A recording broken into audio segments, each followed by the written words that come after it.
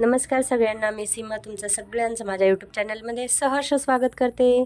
आता बघा, आपण आज बघणार आहोत सिंपल ब्लाऊज पण पैठणीवरच्या ब्लाऊजची कटिंग आणि स्टिचिंग। चला मग टाइम वेस्ट न करता व्हिडिओला सुरुवात करूया। चला व्हिडिओला सुरुवात करूया। आता हा आहे अस्तर, मी कट करून घेतलेला अस्तर आहे आणि ह्याच्यावरती आपल्याला मेजरमेंट टाकायचं आहे। तर 14 इंच हाईट घ्यायची आहे, 1 इंच वाढवून 15 इंच घेऊया। 5.5 इंचाचा आपण मुंडा घेणार, शोल्डर घेणार आहोत। आता इथे सरळ एक रेषा ड्रॉ करून घेऊ, जेणेकरून आपल्याला गळ्याचा मेजरमेंट टाकायला इझी पडेल। 6 इंचावरती आपण मुंडा घेणार आहोत या पद्धतीने आणि 8.5 इंचावरती चेस्ट फिटिंग आहे। 2 इंच झाला मार्जिन। 30 इंचाची छाती आहे, तर तिचा चौथा भाग झाला 7.5। समोर 3 इंच आपण घेणार आहोत शिलाई मार्जिन। तुम्ही तुमच्या मापानुसार वेगळ्या वेगळ्या पद्धतीने शिलाई मार्जिन घेऊ शकता। चला आता याला आपण शेप देऊन घेऊ। 1.25 इंचावरती आपल्याला असा गोलाकार शेप देऊन घ्यायचा आहे आणि याला आपण लगेच कट करून घेऊया।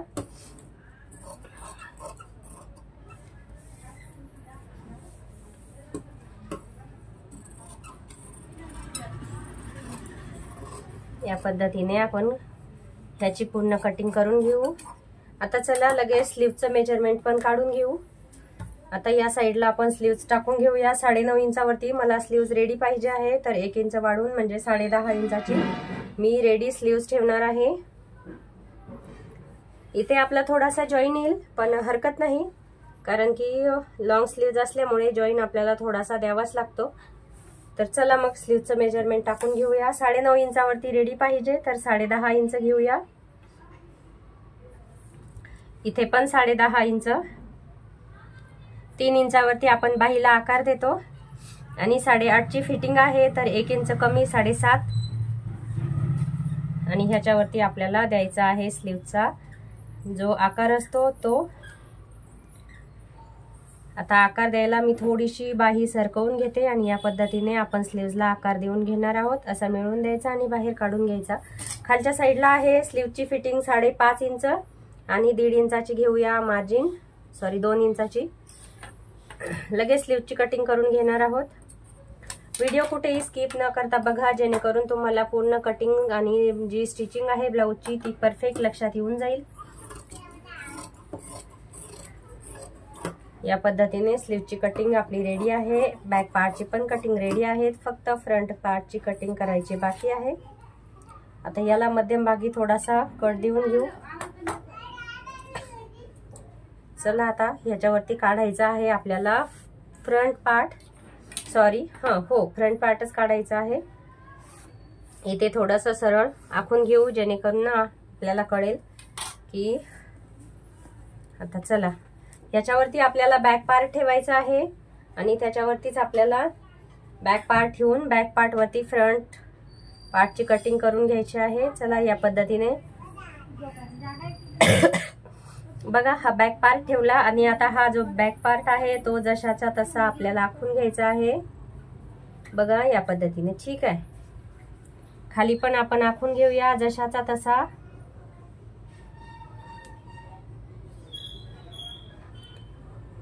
आता हा साइडला काढून घेऊ। सगळ्यात पहिले आपण आर्महोलचा शेप देऊन घेऊ, ठीक आहे। आणि गळा पण लगेच टाकून घेऊया। 2.5 इंचावरती आपल्याला गळा रेडी करायचा आहे आणि 6.5 इंचावर 2.5 इंच रुंदी झाली आणि 6 इंच आपले गळा जी खोली असते गळ्याची ती झाली। आता इथे एक चौकोन करून घेऊ आणि लगेच गळ्याला आकार देऊन घेऊ। जर काही गोष्टी तुम्हाला फास्ट झाल्या असेल तर व्हिडिओ थोडासा मागे घेऊन तुम्ही बघू शकता। आणि खाली हे 1/2 इंच आपल्याला अशीच लाईन घ्यायची आहे, जेणेकरून जे आपण काच बटन पट्टी करतो त्याच्यासाठी आपल्याला एक्स्ट्रा फॅब्रिक लागेल त्यासाठी। आता खाली आपल्याला 1 इंच वाढवून घ्यायचा आहे। 1 इंच कशासाठी, तर आपण क्रॉसपट्टी लावणार आहोत, क्रॉसपट्टीसाठी 1 इंच वाढवून घ्यायचा आहे। तर चला लगेच क्रॉसपट्टी आखून घेऊया। क्रॉसपट्टी रेडी मला 4 इंचाची पाहिजे, तर इथे मी 3.5 इंचावरती दोन्ही पण साइडला 3.5 इंचावरती खूण करून घेतली आणि सरळ रेषा ओढून घेऊया 3.5 इंचावरती।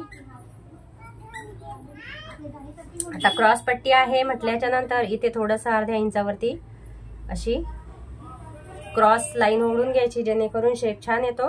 टक्स द्यायचा आहे, या दोन्हीचा मध्यम भाग घ्यायचा 3 इंच आणि आता इथे बघा 7 इंच येत आहे, तर 3.5 इंचावरती इथे एक खूण करायची आहे आणि या साईडवरून पण आपण 4 इंचावरती टक्स घेणार आहोत।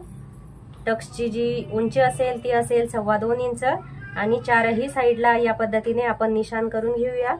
आता बघा 4ही टक्स आपले कसे येतात, किती छान पद्धतीने 4ही टक्स आपले रेडी होणार आहेत। प्लीज व्हिडिओ स्किप न करता पूर्ण बघा, जेणेकरून पूर्ण कटिंग आणि स्टिचिंग तुमच्या लक्षात येऊन जाईल। 4ही टक्स आपले रेडी आहेत आणि या साईडला आपल्याला अर्धा ते पाऊण इंचापर्यंत थोडासा मार्जिन वाढून घ्यायचा आहे, जेणेकरून आपण टक्सला इथे कपडा दाबला जाईल तर कपडा कमी पडायला नको। क्रॉस पट्टीला नाही वाढवला तरी हरकत नाही, पण इथून वरती आपल्याला लागणार आहे, कारण की क्रॉस पट्टीला टक्स वगैरे नसतो, त्याच्यामुळे आता टक्स किती इंचाचा द्यायचा ते पण बघा।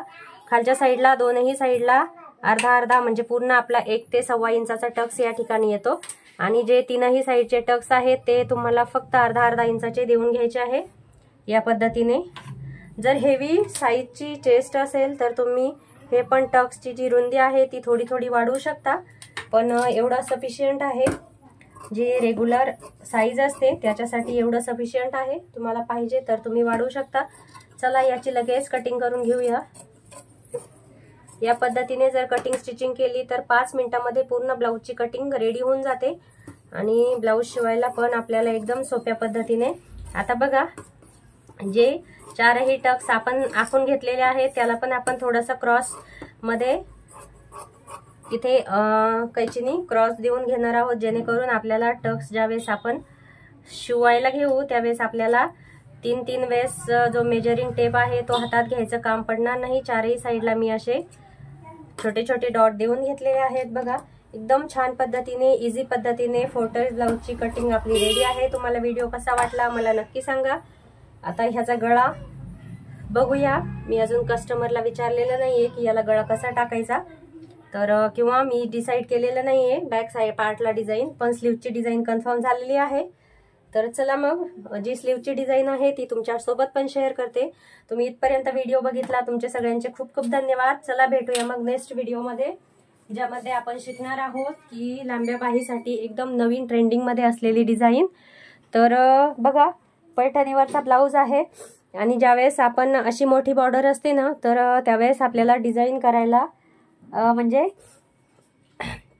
छान वाटते लॉंग स्लीव्ज घेतली तर, कारण की शॉर्ट स्लीव्ज आपली 3.5-4 इंचाची असते आणि हा कपडा झाला हा कपडा झाला मोठा तर आपली बॉर्डर पूर्ण वाया जाणार आणि काठपदराच्या साडीला लूक जो असतो तो पूर्ण बॉर्डरमुळेच येत असतो तर त्याच्यामुळे ज्या आपण पैठणीच्या बॉर्डर थोड्याशा मोठ्या असतील तर त्या सहसा शॉर्ट स्लीव्ज घेण्याऐवजी कस्टमरला सजेस्ट करायचं की लॉंग स्लीव्ज घ्या, कारण की बऱ्याच वेळेस कस्टमरला खूप छान वाटतं की आपण त्यांना जर थोडेसे काही सजेशन दिले ना तर की ह्याच्यावरती तुम्ही गळा असा टाका, डिझाईन ट्रेंडिंगमध्ये चालू आहे अशी टाका, कारण की कस्टमरची डिमांड असते की ताई तुम्ही एवढे ब्लाऊज शिवता तर गळ्याची जी डिझाईन आहे तुम्हीच सांगा, तुम्हीच व्यवस्थित आम्हाला सजेस्ट करा, जेणेकरून जी डिझाईन आता सध्या चालू आहे ट्रेंडिंगमध्ये आहे आणि जी या ब्लाऊजला छान पण दिसेल, तर बऱ्याच कस्टमरची अशी डिमांड असते। त्यामुळे ह्या प्रत्येक ब्लाऊजला जशी डिझाईन सूट होईल त्या पद्धतीने त्यांना डिझाईन सजेस्ट करायची। चला मग भेटूया नेक्स्ट व्हिडिओमध्ये, कारण की व्हिडिओ खूप लांब होत आहे। चला सगळ्यांना बाय।